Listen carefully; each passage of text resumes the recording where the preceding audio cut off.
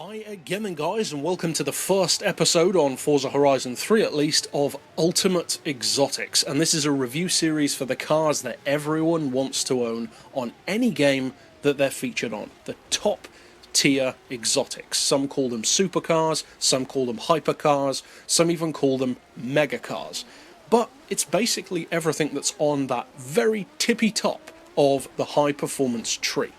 And this, especially from a modern perspective, is a perfect example of that. It's the Ferrari, or LaFerrari. It's a vehicle which initially I didn't really like that much, to be honest. I always preferred the Enzo.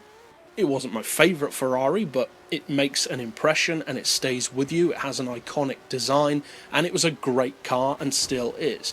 The LaFerrari, at least initially to me, didn't really seem to live up to that. I felt the same way actually with both of this car's main rivals. I didn't think that the Porsche 918 was as cool as the Carrera GT, and I didn't feel that the McLaren P1 was as cool as the F1. Yeah, they were great in their own way, but they had so much to live up to. Kind of like the sequel to a great movie has to do the same. But of the three vehicles, for me personally at least, the LaFerrari is the one which managed to get past that stage, and I actually do really like the car now. I do also like the McLaren P1, it's a great performance car. The Porsche not so much, I'm still not really on the bandwagon for that one, but the Ferrari I think is my personal favourite of the three. Now of course, as with any vehicle, or pretty much any vehicle on Forza, you have extensive tuning options to make the car even quicker, but the great thing about supercars is, to more or less of a degree, you're pretty much always guaranteed that it's already fast, even without tuning. And with a vehicle like a P1, a 918, a LaFerrari, that really is the case. You're already running nearly 1,000 horsepower, it's not overly heavy, you have fantastic tech put into the car, and it's a great machine. And of course with stuff like all-wheel drive, increasing the power, lowering the weight, that just makes it better and better and even more competitive. But what about scores? Because for any who are perhaps new to the series, we break down each car into 5 categories: handling, acceleration, top-end speed and top speed, value and usability. And basically those 5 put together, at least from my perspective, gives the car an overall score out of 100. And so the question arises, how do the points fall for the LaFerrari, given that I'm not necessarily a huge Ferrari fan? Well, first of all we have the handling, and I'm going to have to give the LaFerrari a perfect 5, because alongside the McLaren P1 and some others as well, it is outstandingly good straight out of the box. Now, of course, these scores are relative to each car's class, so a 5-star car here may not be the same as a 5-star muscle car, for instance. It's all relative to the class that the car runs in. But when you're talking supercars, that is kind of the same as just talking overall, because they're that good. They're kind of a benchmark in many ways for what many other cars aspire to achieve in terms of performance, especially once you start including upgrades and tuning into the mix. So overall for me, I'm definitely giving it a 5. It's got fantastic handling, the active aero does its job perfectly, it feels very much like an F1 car for the road, as the Enzo was as well, and the electronic aids are very apparent. It helps the car out a lot and makes it much more proficient as a track weapon, for instance, than even the Enzo was.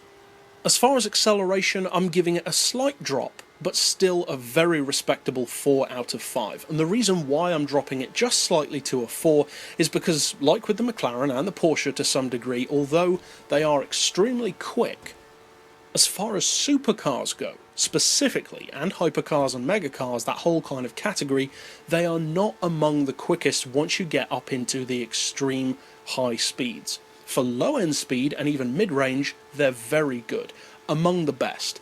But once you get above 200, and especially above, say, 240 or 250, they do start to struggle up against the real big dogs in terms of power, such as Koenigsegg's, Hennessy's, Bugattis, that kind of stuff. So of course I cannot give it a perfect score because there are quite simply quicker vehicles out there. As far as top end speed as well, the exact same thing applies. It's a 4 out of 5 from me because it's certainly not slow, it's almost among the best of them, but again, not quite. Next up we have value for money, and you may be expecting a strong 5 given how much I'm extolling the virtues of the car, but actually no, I'm giving it the lowest score across the board of a 3. But don't get me wrong, it's not a bad value vehicle, because included in value for money by definition has to be affordability. Not only how good is the car for the price, but how attainable is the car. Can people who don't have the time to race all the time every day still eventually earn the car without spending a stupid price? And in the case of this one, it's not a ridiculous price at 1.5 million credits, but there are quite simply faster supercars out there, such as the Noble M600 or Ultima GTR, which are far cheaper. So it just wouldn't be fair to cars like that to rate it perfectly. And even against its peers, like the McLaren P1, it's not quite as affordable. As far as usability though, I am again giving it the maximum 5, because it is a vehicle which once you purchase it, as far as supercars go specifically, it will give you a ton of use. It makes a great drag car when tuned, the handling is fantastic, certainly as a circuit racer, and it's a great all-rounder. It does everything you need a supercar to do. And that means that overall, as a tabulation of those 5 categories all put together, I am giving the LaFerrari a score of 84. But that's it overall for this particular pick. I'll see you guys next time, and as always, thanks for watching.